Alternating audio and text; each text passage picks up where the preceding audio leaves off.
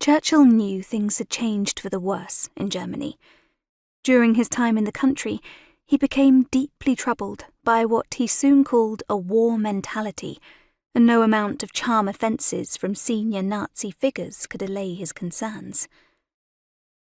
Upon his return to Chartwell, the house on a hill that had captured his heart a decade before, he began to transform it from a rural idyll to a campaign headquarters, or, as his secretary later called it, his citadel. It was here that Churchill began the greatest fight of his life. Supported by those around him at Chartwell, he met with friends, allies and acquaintances to influence, persuade, and glean vital information to support his cause, away from the prying eyes of Westminster and London society.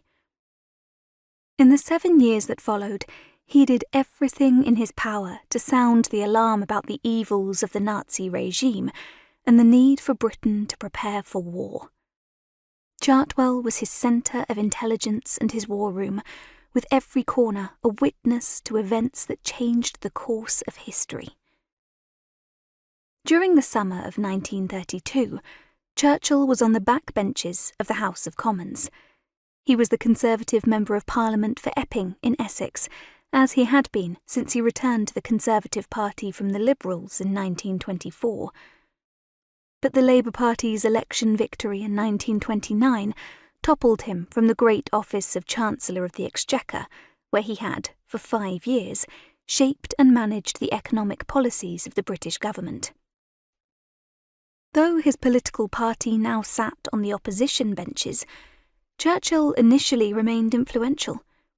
He served in the Conservative Business Committee, the equivalent of the modern shadow cabinet, as chairman of the Conservative Finance Committee. He was tasked with leading the Conservative criticism of his Labour Party opponent, Philip Snowden, and relished the chance to flex his strongest political attack muscles in opposition.